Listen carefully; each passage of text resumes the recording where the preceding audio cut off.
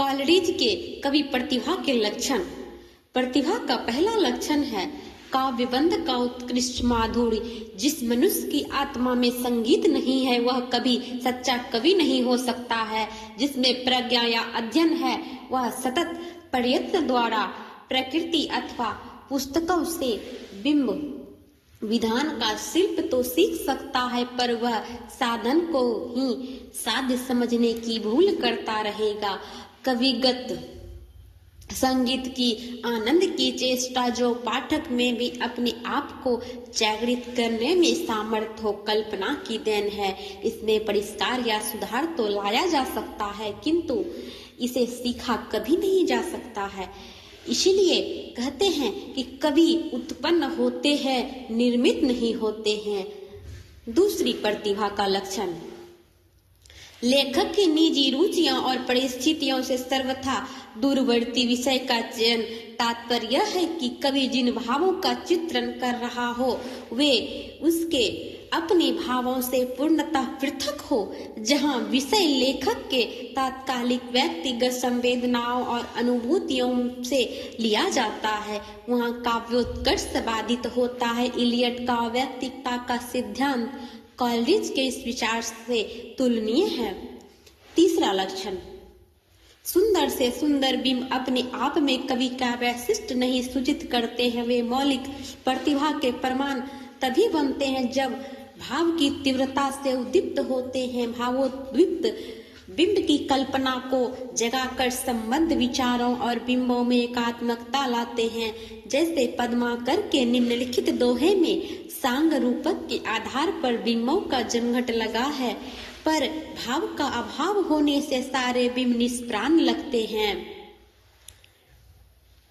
चख झक बाल से वार मुख सरसीज गमन मराल छवि तरंग पानी ललित पाल मान सरताल। यह बाला मानसरोवर है जिसमें चक्षुमीन बाल सेवान मुख कमल गमन हंस सौंदर्य लहर और कांति जल है। इस प्रकार नायिका और सरोवर में बिंबों की सहायता से कवि में अभेद तो प्रतिपादित कर दिया है, पर सौंदर्य की कोई अनुभूति हो रही है।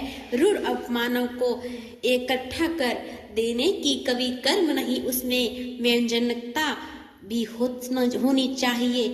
इस दोहे में तो प्रधान आरोप ही अप्रयुक्त है। उपमेय और उपमान में कुछ तो सभ्य होना चाहिए। नायिका में ना तो रूपगत साम्य है और ना धर्मगत एवं ना तो प्रभावगत। जहाँ साम्य भी शर्त है और वहाँ अभेद की बात कहाँ उठती है। इसीलिए कॉलरिज का कथन है कि भाव सम्मिलित बिंब ही काव्य में उपयोगी है, सर्वथा संगत है। प्रतिभा का अंतिम लक्षण है विचार की गंभीरता और ऊर्जास्विता। कोई भी व्यक्ति बिना गंभीर दार्शनिक हुए महान कवि नहीं हुआ है, क्योंकि काव्य समस्त मानव ज्ञान विचार भाव मनोवेग और भाषा का पुष्प और सौरभ है। निरत सी प्रतीत होती है और लगता है कि वे अपने बलातिरेक से एक दूसरे को मिटा देती है। ऐसा इसलिए नहीं कि शेक्सपियर प्रेरणा के कोई निष्क्रिय माध्यम हो अथवा किसी अलौकिक शक्ति से अनुप्राणित हो, बल्कि इसलिए कि उन्होंने तब तक धैर्य से अध्ययन किया, गंभीरता से मनन किया, सूक्ष्मता से अवगमन किया, जब तक ज्ञान उसके अभ्यास और अंतः प्राण का अंगना बन गया।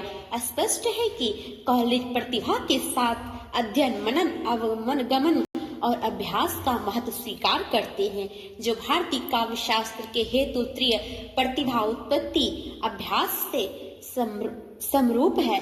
अध्ययन मनन और अवगमन ये तीनों व्युत्पत्ति में अंतर्भूत है।